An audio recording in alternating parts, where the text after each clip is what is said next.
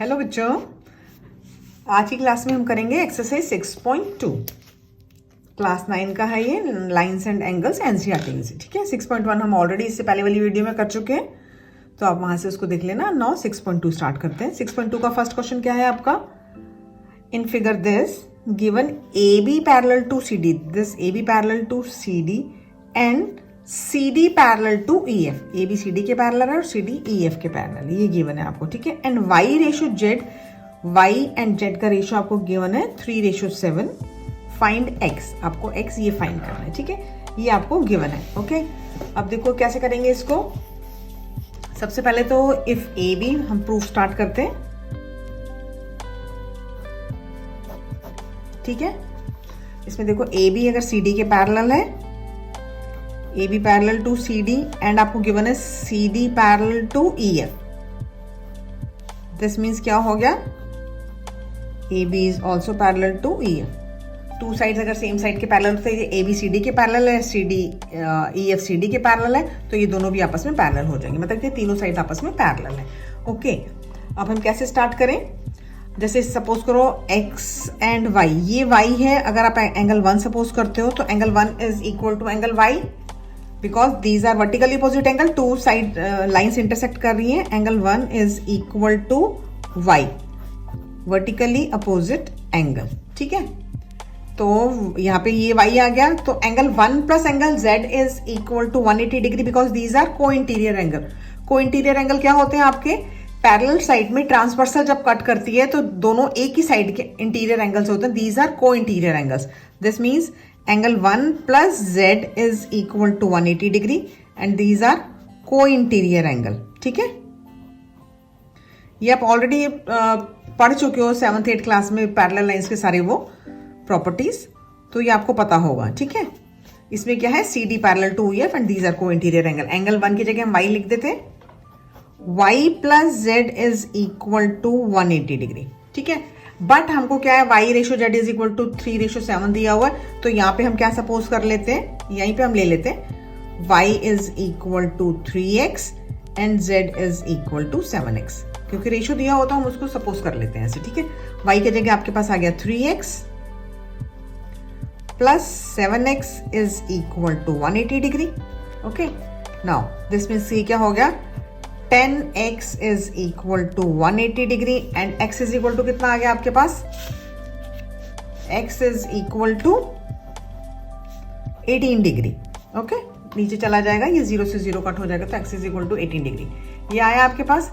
ठीक है, नाउ अब हम क्या करते हैं? y एंड z की वैल्यू निकाल लेते हैं। y क्या है आपके पास? y is equal to 3x and this is equal to 3 multiply 18, 18 3 जा 54, तो ये आपके पास आ गया 54। ठीक है, y की वैल्यू मतलब 54 डिग्री। ठीक है, and z is equal to 7x, 7x is equal to 7 multiply 18 and 18 7 जा 126, 126 डिग्री आ गया। ठीक है, नाउ हमारे पास y एंड z की वैल्यू आ गई है, बट आपको फाइंड क्या करना है? x फाइंड करना है। अब आप देखो A B and E F अगर पैरेलल है तो x is equal to z क्या हो जाएगा? ये exterior angle, sorry alternate interior angle. Okay, so if AB parallel to EF, therefore x is equal to z, these are alternate angle. ठीक है,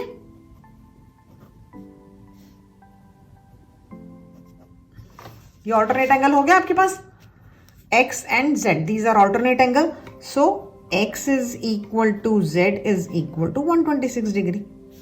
तो ये आपका आंसर आ गया। ठीक है, हमको सिंपली x की वैल्यू फाइंड करनी थी, बट उसके लिए पहले हमको y एंड z की वैल्यू भी फाइंड करनी पड़ी। ठीक है, so your answer is x is equal to 126 degree, ये आपका आंसर हो गया। ठीक है, नाउ अब हम स्टार्ट करते हैं क्वेश्चन नंबर 2। ओके, देखो क्वेश्चन नंबर 2 में क्या है आपके पास? इन फिगर दिस, ये आपको फिगर गिवन है, AB parallel to CD, this AB parallel to CD, this is given, and EF perpendicular to CD, EF is perpendicular to CD. This means this angle is 90 degree. This is given. And angle GED, this whole angle is equal to 126 degree. ये आपको given है। ठीक है, ये पूरा angle find. देखो EF parallel to EF perpendicular CD, GED is equal to this, and find आपको करना है AGE, ये वाला एंगल फाइंड करना है। एक तो आपको दिस एंगल ठीक है। नेक्स्ट है आपके पास GEF, GEF ये एंगल फाइंड करना है, okay. And third angle is FGE, FGE this angle, okay. So start करें। स्टार्ट सबसे फर्स्ट वाला angle AGE, AGE this parallel to this and this is transversal, तो एंगल AGE क्या हो जाएगा, angle AGE is equal to this angle is equal to this angle, angle GED। कौन सा angle है ये, ऑल्टरनेट एंगल, ठीक है।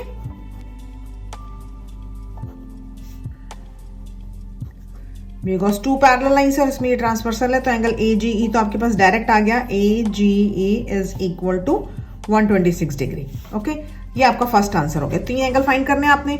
एंड नाउ GEF, GEF में देखो आपको क्लियर पता चल रहा है कि GED पूरा 126 है, तो GEF क्या होगा, उसमें से 90 डिग्री माइनस करेंगे तो आ जाएगा आपके पास। तो angle GEF, this angle is equal to angle GED minus angle FED। इस पूरे एंगल में से ये वाला एंगल माइनस करोगे तो ये अंदर वाला एंगल आ जाएगा। तो GED की वैल्यू तो आपको पता है 126 गिवन है आपको, माइनस 90 डिग्री। 120 में से ये आपका परपेंडिकुलर गिवन था, तो ये 90 डिग्री हो गया। जब आप इसको इसमें से माइनस करोगे तो क्या आएगा आपके पास, 126 में से 90 माइनस करा तो कितना बचा आपके पास, 36 डिग्री। तो ये आपके पास सेकंड आंसर हो गया, GEF is equal to 36 degree. Now अब क्या फाइंड करना है आपने, third angle is FGE। FGE find करने के लिए क्या करते हैं हम, this plus this is equal to 180, linear pair है, एक ही पॉइंट पे दो एंगल्स बन रहे हैं, तो angle AGE plus angle FGE is equal to 180 degree. Why, because ये लीनियर पेयर बना रहा है आपका, ठीक है। एक स्ट्रेट लाइन है, उसके ऊपर दो एंगल्स है। नाउ AGE की वैल्यू हमारे पास है 126 डिग्री, तो 126 degree plus angle FGE is equal to 180 degree, okay. So angle FGE is equal to 180 minus 126 degree, ठीक है। 180 में से 126 माइनस करोगे तो आपके पास FGE आ जाएगा, ठीक है। तो 180 में से जब आपने 126 माइनस करा तो कितना आया आपके पास, angle FGE is equal to 54, okay. तो ये आपके पास आंसर आ गया। 3 आंसर्स आ गए आपके। एंगल AGE ये तो सीधा आ गया 126 डिग्री, एंड अगर आपने GEF फाइंड करना था ये, तो 126 में से ये माइनस करा, ये this is 36 degree, and FGE this is 54 degree. ये आपके पास तीनों आंसर हो गए। Now we start question number 3। ओके, देखो क्वेश्चन नंबर 3 में क्या है, इन फिगर दिस, इस फिगर के अंदर आपको गिवन है PQ parallel to ST। This PQ और ST ये दो साइड आपको पैरेलल गिवन है, okay. And angle PQR, this angle is 110 degree, this is given, and angle RST ये गिवन है आपके पास 130 डिग्री, ओके। फाइंड क्या करना है, QRS, QRS ये बीच वाला एंगल फाइंड करना है, ओके। इसको फाइंड करने के लिए देखो हम क्या कर लेते हैं, हमको सिर्फ डायग्राम ऐसे गिवन था, तो हमको कंस्ट्रक्शन कर लेते हैं। हम R से PQ या ST किसी के भी पैरेलल एक लाइन बना लेते हैं, बिकॉज PQ एंड ST आपस में पैरेलल है, तो ये तीनों लाइन आपस में पैरेलल हो जाएंगी। तो हमने R से निकलती हुई XY एक पैरेलल लाइन बनाई है जो ST के पैरेलल है, ठीक है। ST के पैरेलल है तो वो PQ के भी पैरेलल हो जाएगी, ठीक है। Draw line parallel to ST पर parallel to XY through point R point के थ्रू जा रही है, ठीक है। ये हमने एक जो है बना लिया। अब हम प्रूफ स्टार्ट करते हैं। अब देखो हमको ये वाला एंगल फाइंड करना है, तो इस एंगल को फाइंड करने के लिए कैसे करें,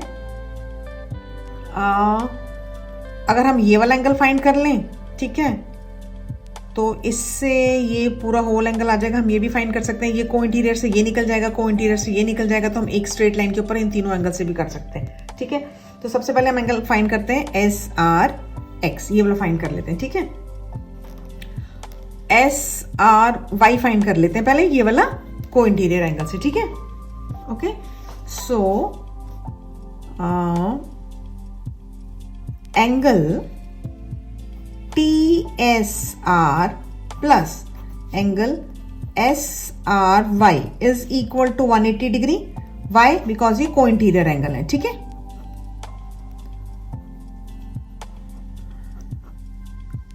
को इंटीरियर एंगल क्या है? Because S T parallel to R Y, हमने पूरी एक्स वाई एस टी की पैरेलल बनाई है, तो ये इसकी पैरेलल हो जाएगी, तो this plus this is equal to 180, these are co interior angle. ठीक है, तो टी एस आर ये आपके पास 130 डिग्री है, तो यहाँ पे 130 डिग्री लिख दो, plus S R Y is equal to 180 degree. So this angle is equal to angle SRY is equal to 180 minus 130, that is 50 degree. Okay, ये आ गया, हमने ये वाला एंगल फाइंड कर लिया। ओके, ये एंगल फाइंड करके अब हम क्या कर सकते हैं, QRS, इस एंगल को फाइंड करना है, तो वैसे ये वाला एंगल जो है ये पूरे इस एंगल के इक्वल होगा, QR, और अगर आप ये पूरा एंगल देखोगे this whole angle is equal to this angle, these are alternate angle, ये इसके पैरेलल है, तो ये वाला एंगल इस एंगल के पूरे इक्वल हो जाएगा। ठीक है, तो आप ये हम क्या कर सकते हैं, angle PQR, angle PQR is equal to QRY, angle QRY alternate angle. ठीक है, देखो इन क्वेश्चंस में क्या होता है, काफी मेथड से आप आंसर निकाल सकते हो। हम ये इस करके इसके निकालना माइनस कर देंगे, अदरवाइज आप ये वाला भी को इंटीरियर से निकाल के तीनों के सम से भी कर सकते हो, बस आप कुछ भी लगा सकते हो, एक एंगल को फाइंड करने के काफी मेथड हो सकते हैं। तो हम पी क्यू आर, ये क्या है 110 डिग्री है, ये हमको गिवन था, is equal to Q R Y. Q R Y में अगर आप इसको सपोज कर लो ये एक्स है, तो ये X plus S R Y की वैल्यू हमने निकाली 50 डिग्री।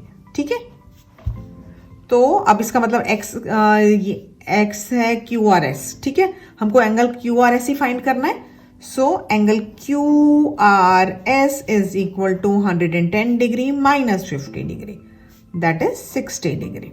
ओके, ठीक है, तो angle Q R S is equal to 60 degree, ये आपका आंसर हो गया। आप एक्स सपोज करो या डायरेक्ट वो भी लिख दो, एक ही बात है। ठीक है, तो बिकॉज हमने क्यू आर वाई को एक्स प्लस दिस दो एंगल में डिवाइड कर दिया, तो हमने ऐसे सपोज कर लिया। ठीक है, नाउ आप योर आंसर इज 60 डिग्री। अब हम स्टार्ट करते हैं question number 4। Okay, question number 4 में क्या है, देखो अब देखो क्वेश्चन नंबर 4 में भी क्या गिवन है आपको, given in figure this, given A B parallel to C D, A B and C D parallel given है, and angle A P Q, angle A P Q this, A P Q this is 50 degree, this is given, and P are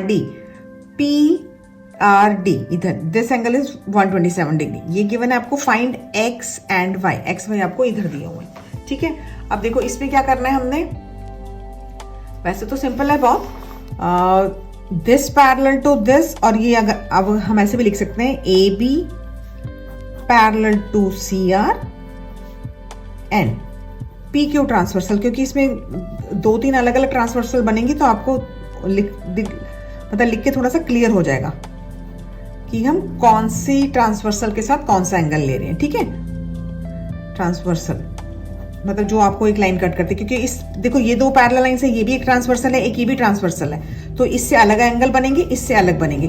तो हमने A B parallel to C R या C R C D कुछ भी लिख दो, and P Q is transversal. Okay, so X is equal to 50 degree, Y कौन से angle हो गई है, ऑल्टरनेट एंगल। ठीक है,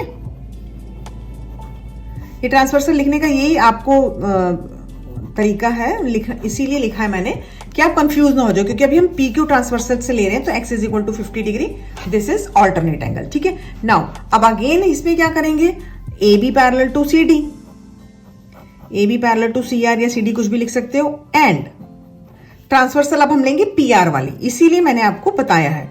ठीक है, ताकि आपको कंफ्यूजन ना हो कि हम कैसे, मतलब ये भी ऑल्टरनेट एंगल है, ये भी, तो ये कैसे होगा। अगर हम पी आर ट्रांसवर्सल लेते हैं,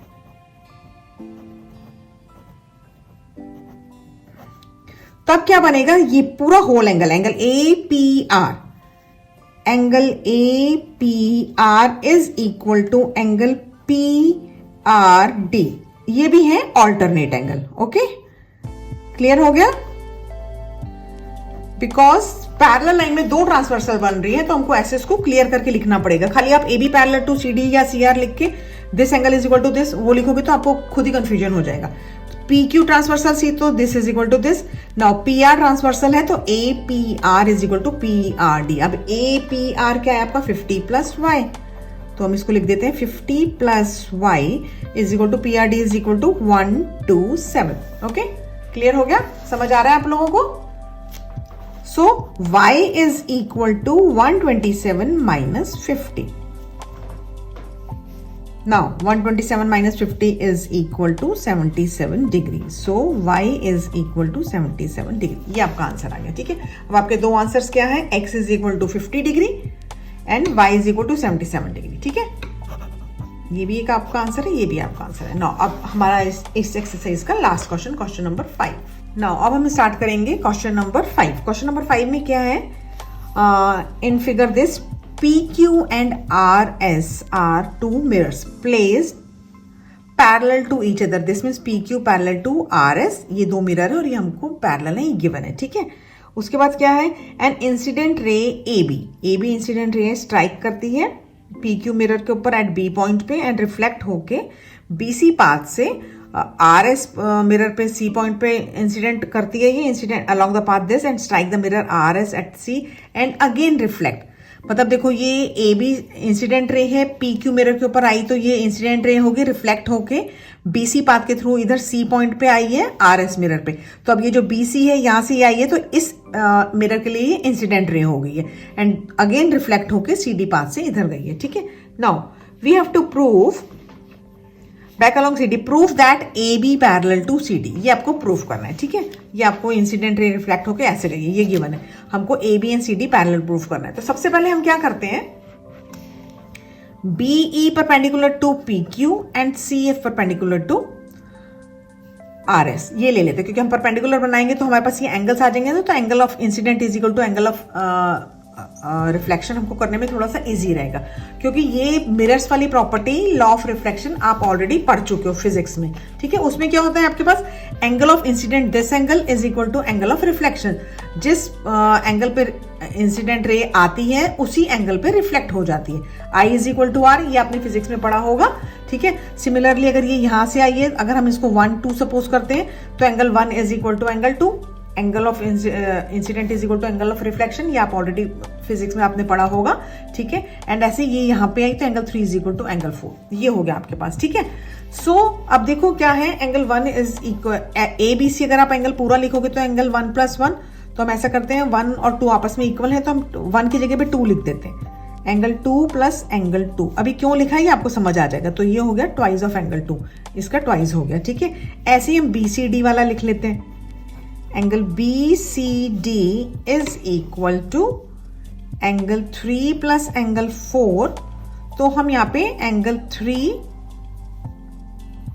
+ एंगल 3 लिख देते हैं, ठीक है। तो ये हो गया 2 एंगल 3। अब देखो ये क्यों लिखा है मैं अभी आपको बताती हूँ। इसमें देखो अब B E and C F perpendicular है आपस में, दिस मीन्स क्या हो गया, अगर दो परपेंडिकुलर हैं और दोनों के एंगल सेम है तो this means these are parallel lines.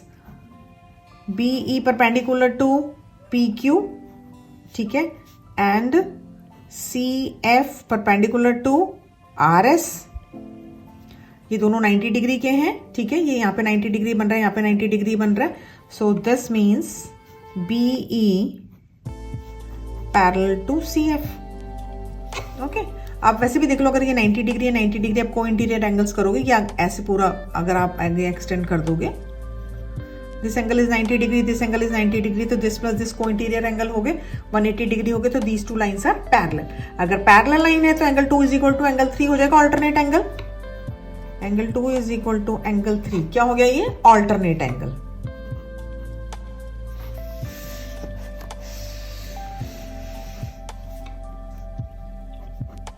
Alternate angle कौन सी साइड से हुई है, बी पर पैरेलल टू सी एफ। अगर ये दोनों पैरेलल है तो ये 2 और 3 ऑल्टरनेट एंगल हो जाएगा, ओके, ठीक है। Angle 2 is equal to angle 3। Now अगर दोनों तरफ हम ट्वाइस कर दें, 2 of angle 2 is equal to 2 of angle 3, और 2 ऑफ एंगल 2 हमारा क्या है, ए बी सी, ठीक है। हमने ये 2 of angle 2 A B C prove करा है, तो angle A B C is equal to 2 of angle 3, ये क्या है हमारा, बी सी डी। अब आप देखो फिगर में डायग्राम के अंदर A B C is equal to B C D, ये पूरा एंगल इस पूरे एंगल के इक्वल है, this means these are alternate angle, therefore क्या हो जाएगा, A B parallel to C D, because ये क्या है, ऑल्टरनेट एंगल हो जाएंगे।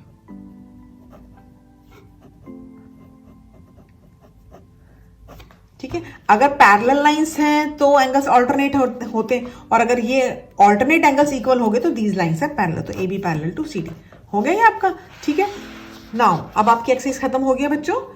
इस किसी भी क्वेश्चन में कोई भी प्रॉब्लम है तो आप नीचे कमेंट करके मेरे से पूछ सकते हो। ठीक है, थैंक यू।